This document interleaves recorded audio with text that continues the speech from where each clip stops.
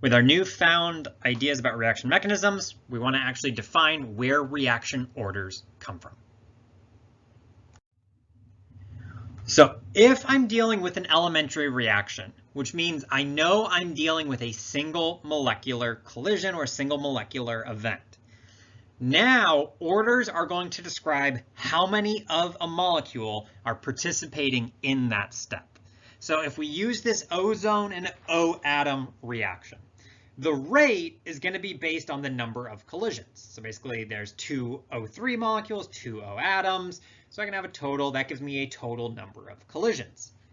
If I increase one of my reactants, okay, say I double the concentration or double the amount of O3 that's present, now I would have double the number of collisions, right? If I increase the number of collisions, that leads to the reaction going twice as fast. That because each collision has the same probability of being successful, more collisions, just more chances of being successful, the rate is twice as fast. I could also accomplish the same thing by doubling the amount of O atoms. Again, I'd have 8 collisions and the rate is twice as fast. So what that means is for an elementary reaction, where the reaction equation that you're writing is describing an actual molecular process, the order is equal to the coefficient of that molecule or atom in that reaction. So we have our elementary steps for this reaction mechanism that we've talked about. Let's actually come up with the orders for those. All right, so when we're given an elementary step, if we know that it is an elementary step or an elementary reaction, then we can come up with the rate law just by looking at the equation and specifically the orders in the rate law. So this is reaction for step 1. So what we can do is we can define rate 1. So the rate for the first step, we know there's going to be a rate constant there, and we're going to call that K1. We only have O3 as a reactant, and whatever the coefficient is in O3 or however many we have there, that's going to be the order. So in this case, O3 is going to be first order because there's only one of them in the reaction equation. So we can use the reaction equation. The coefficient is 1 there. So the exponent on O3 is also going to be 1. For step 2, we can define rate 2. Again, there's going to be K2. This time I have O atoms and O3 molecules. Coefficient on that is 1. Exponent of 1.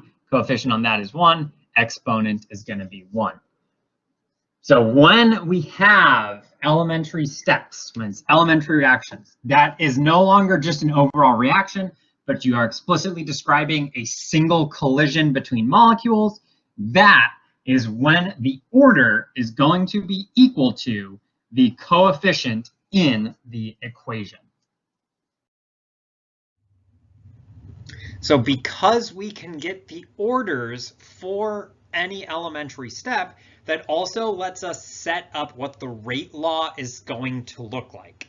Because we know that the form of every rate law is K times, our concentrations raised to their powers, their orders. And so we can get K from any sort of experiment, but we really need to get the orders from these ideas of reaction mechanisms. So what we can say is this is the rate law for step 2. We don't necessarily need to know the value of K2 because there's plenty of experiments we could do to figure out what that value is. But we would say that this is the rate law for this step. Participation 2.4, question 2. Obtain rate laws for each of the following elementary reactions. First, 2NO2 becomes N2O4. And second, H2O becomes H plus and OH minus. This is the second question on participation 2.4 due Friday, February 4th at 11:55 p.m. over on Blackboard. Link to the assignment is right below the links to these videos. Again, obtain rate laws for each of the following elementary reactions. 2NO2 becomes N2O4, and H2O becomes H plus and OH minus. When you're typing out rate laws, the equation, or whatever, don't worry too much. Subscripts, exponents, all that formatting. Just kind of getting the right symbols in the right order is what you're really looking for. You can do it at Blackboard if you want to figure out the text editor, but don't need to worry too much about it.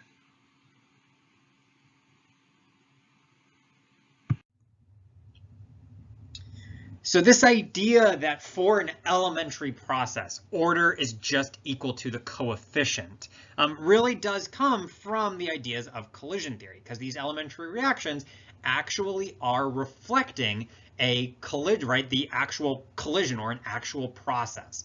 And so we oftentimes call this the molecularity of a process, which just means the number of molecules that are participating. So first order reactions are unimolecular. So uni meaning like one. So unimolecular is one molecule. So these would be reactions or processes where one molecule just undergoes a change. It could be something like light came in with the ozone example, or it could be something like this molecule, this reactant is called cyclobutane. It is relatively reactive with itself and will fall apart and become two ethylene molecules that we have on the right.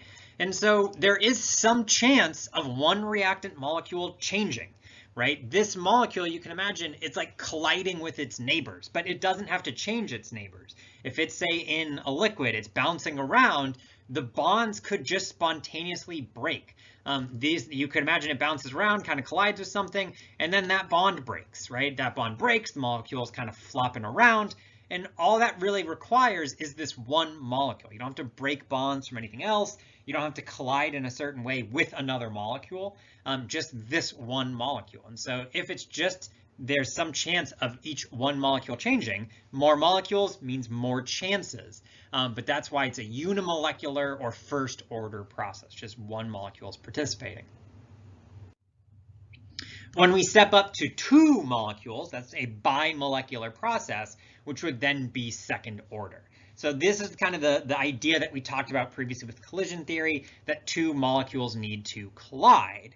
And so in this case, you need, it's a collision of, say, NO2 and CO. And in this case, you need both reactants in order to have this process happen. It is bimolecular. You have two molecules participating. So you can have a bigger effect on the rate. You have more flexibility. Do you add more NO2? Do you add more CO? What are you trying to accomplish? How are you trying to move these around? You could also add more of both, which would increase to have a double effect, or a squared effect on the rate. That's why you get that second order effect.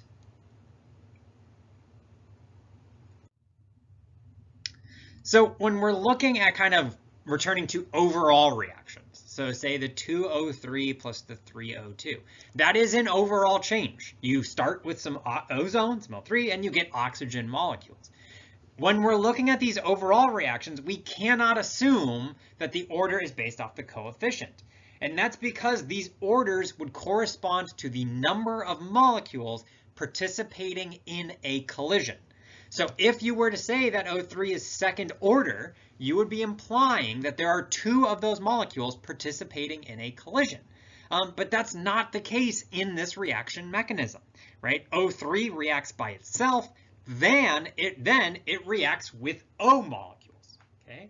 And so, when we're looking at these ideas of orders, they are corresponding to the number of molecules in a collision, and we're really just not seeing that in the reaction mechanism. And so that's why orders can only come from these elementary steps, because that's where we're actually describing molecules that are colliding with each other. These molecules are not touching each other. That's not how this reaction actually occurs. There's instead processes with two separate and distinct O3 molecules. All right, another question in this video for our participation assignment. Still got a handful more videos to go. See you there.